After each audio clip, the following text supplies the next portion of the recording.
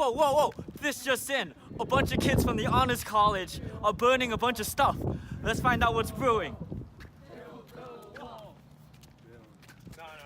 Made in America! Made in America! Immigrants aren't welcome in my country.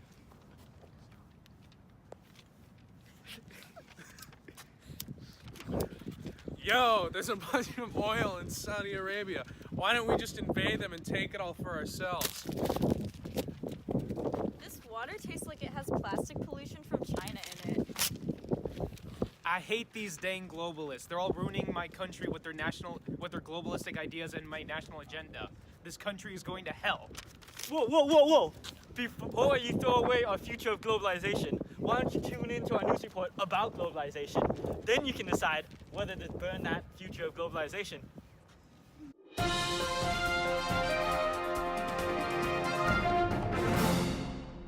Hi, I'm Carly. Today we're going to talk about globalization from many different angles. First, we'll go to Casey to see what's going on with globalization and terrorism. More and more studies have shown that globalization not only affects terrorism, but spurs it. This was seen firsthand for the United States back in 2001. In addition to supporting Israel, the U.S. had been placing troops in Saudi Arabia. This type of globalization was looking out for world peace and protection of innocent lives. The terrorist group Al-Qaeda, led by Osama bin Laden, did not like the United States' presence in the Middle East. At the time, Al-Qaeda was more of a gang than an organized terrorist group, but after September 11th, their power was established. This led to the war on terrorism and a lot of changes for the United States. The largest change was in national security. Specifically, restrictions at airports increased drastically. There are now stricter rules on screening luggages. Only passengers with a ticket can go through security into the gate. Passengers must remove their shoes to be screened, and all the liquids are banned. Building codes have also been changed for safer and faster evaluations in the event of emergencies. Globalization, when it means the expansion of a country into another, can lead to negative terroristic outcomes. When one country has a presence in another, even if beneficial for both sides, people will have disagreements. It's these disagreements that led to 9/11 and escalated terrorism in the world. Today, we have two countries who are currently having some conflict. Now we'll go to Genovia and Walla so they can tell us their sides of the story. So Genovia, what seems to be the problem in regards to your relationship with Walla? We as a country are trying to expand our market and grow on a global scale. We want to build a better connection to the rest of the world. We find that other countries can offer us new and better resources at a great deal. We value Walla as a trade partner, but they have cut us off because of the fact that we value the new trade partnerships we have formed. Okay, Walla, what is your perspective? Since we are a small country, we are majorly dependent on Genovia, our primary trade partner, but as they started to expand, they have bought less and less materials from us, setting us into an economic depression. Genovia, do you have anything to say about that? We aren't your only trade partner, and globalization is good for everyone, even a small country like yours. You should try it. Excuse me? You don't need to tell us what to do.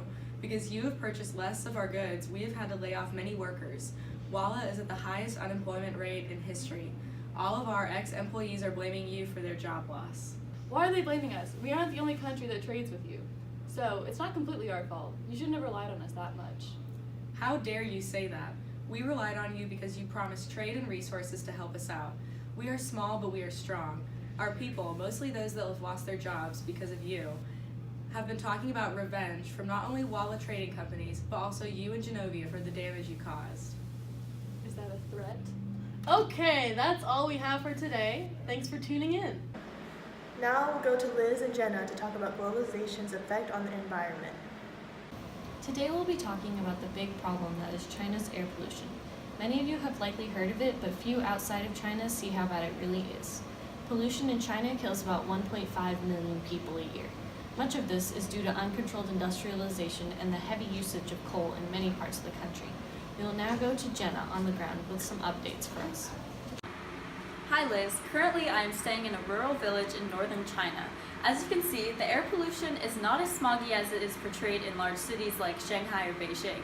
This is because since 2017, the Chinese government has started to ban households from using coal, which forces villages to convert to clean energy like gas or electricity.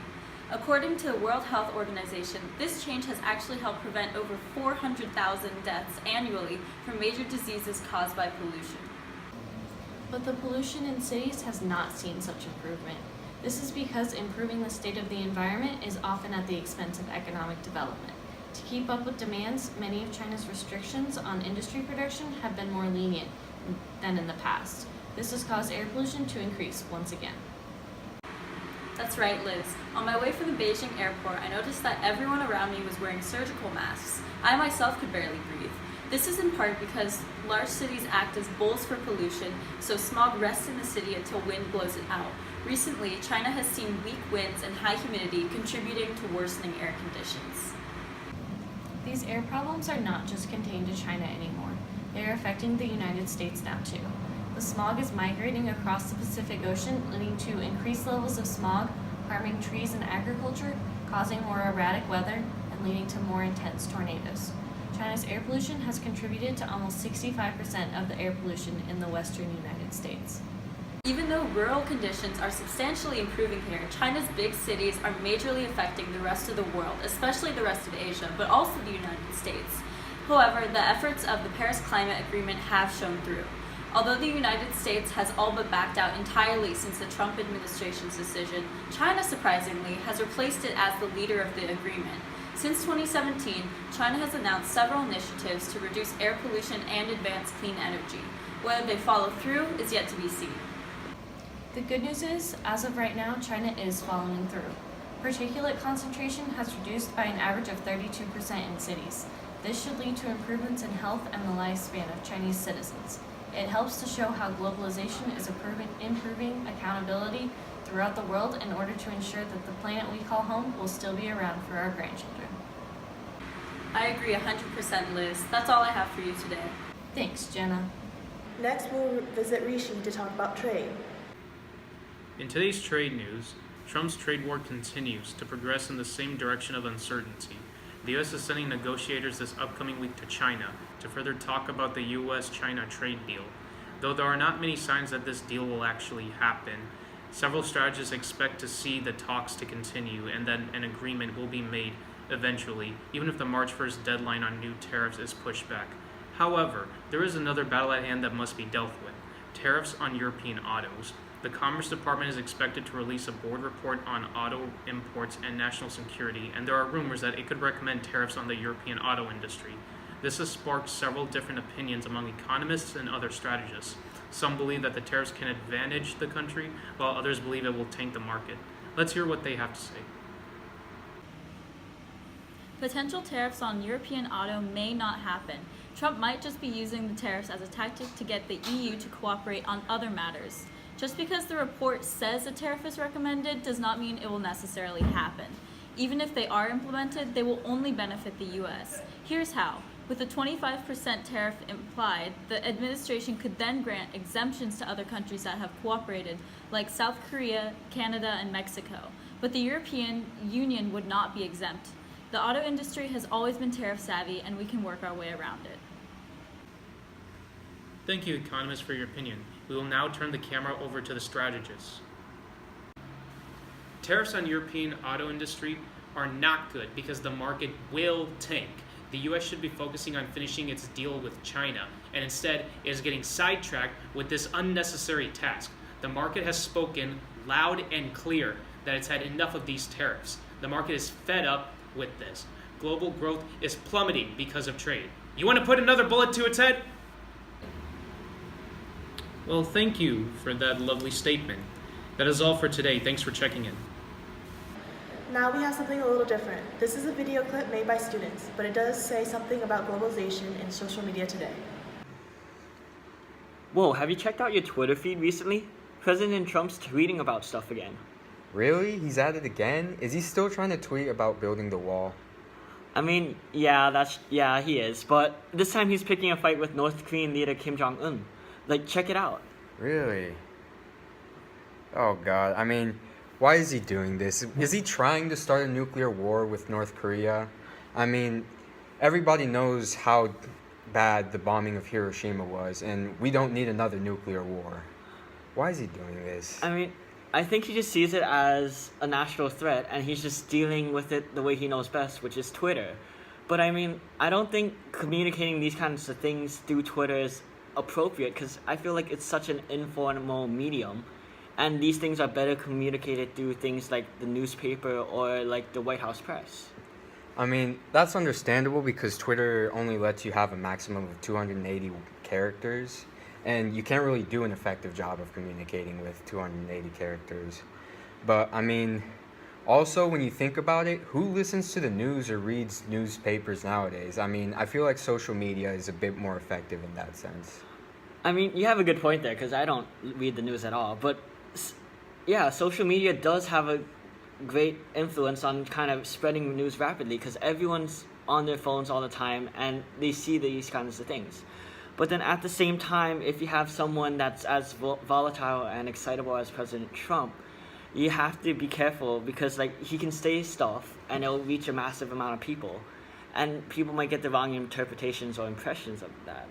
I mean, like if you look at one of his tweets, he called Kim Jong-un like Little Rocket Man, and I don't think that's something that should be spread through social media because that can be such a viral and inflammatory thing. Yeah, but like, I mean, while social media can be damaging when it's used inappropriately, I feel like social media just has the capability of bringing on many more benefits to international communities. I mean, look at the page about the FIFA Women's World Cup. I mean, so many people around the globe are getting excited about this. At times like this, I feel like social media is a great catalyst for global interconnectedness. Oh my god, I forgot about that. Like, I love soccer and I love interacting with people around the world. Like, Twitter could let me do that. Because, I found a Twitter feed on this and so many people from different countries were just coming here and just talking about soccer, and that's just amazing. And then at the same time, you can also voice your opinions about things and kind of encourage you to have freedom of speech, like through the internet and social media. So yeah, that's pretty good. Yeah. Well, now I'm a bit confused. I mean, social media a good thing or a bad thing when it comes to things like globalization and global interconnectedness? I mean, like, it depends on the situation, because at times you can have people like President Trump who tweets controversial things, and that can be in terms of bad things, because if it's about international relationships, that can kind of like make things unsteady. But then at the same time, if it's about like international organizations and stuff and just like good causes, I feel like social media does have benefits for like spreading the goodness from that. But yeah, it's just really hard to tell, to be honest. Yeah, I mean, wow. Social media is really deep when you think about it. I mean, well, if you excuse me, I'm gonna go look at some Wendy Twitter roasts. Oh, I See love you those. later. Okay, yeah, see ya.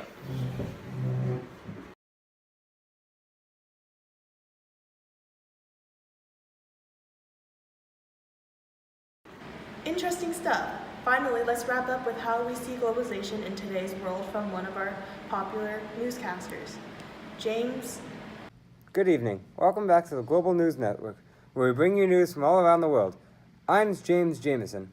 In this weekly special on Chad Chadman's The Real Situation, you'll get to hear all about the state of globalization today. Thank you, James. And welcome to another episode of my show. With me today, I have Pete Peterson, owner of Daily Globe, a popular blog that discusses global affairs in depth.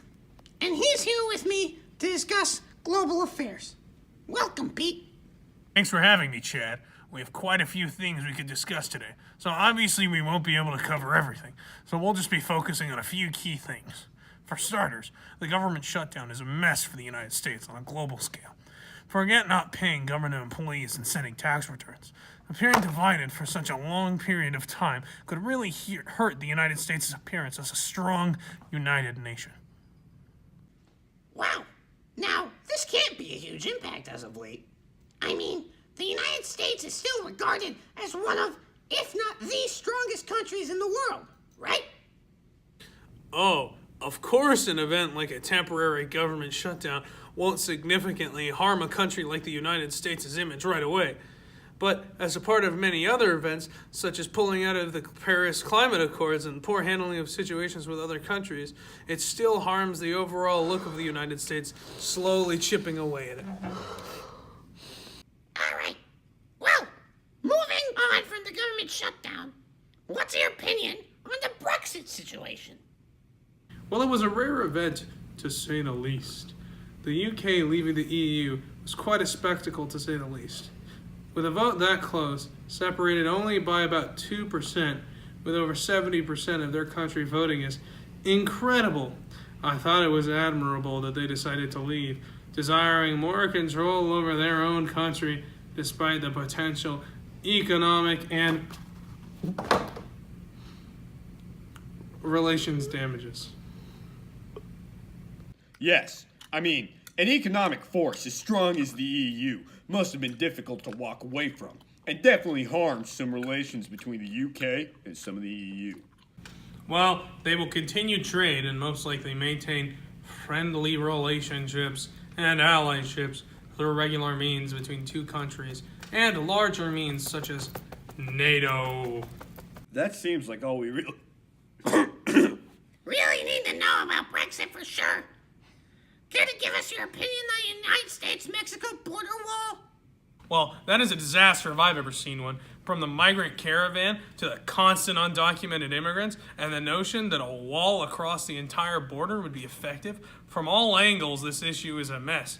Not to mention it putting strain on the United States-Mexico relations. There's not much else to say except that everyone involved needs to change something about what they're doing, or things are going to get a whole lot worse before they get better.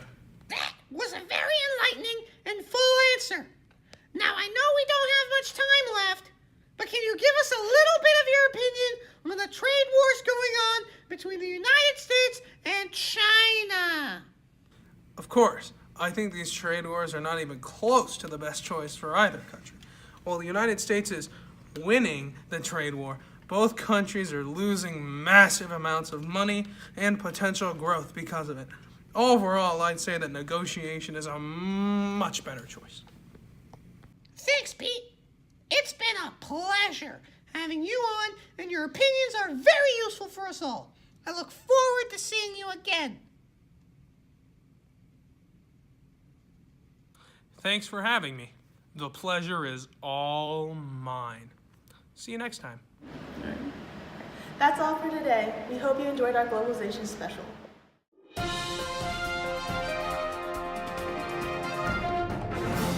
Wow, wasn't that a fantastic program? Let's go back to those kids and see what they think about globalization now.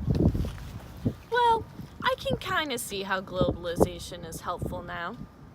Globalization does help keep other countries accountable for their pollution. I suppose this country isn't going to be going to shit after all. The world is shit, but globalization makes it a little less shit. I hate it. Well, you can't change them all. Thanks for tuning in.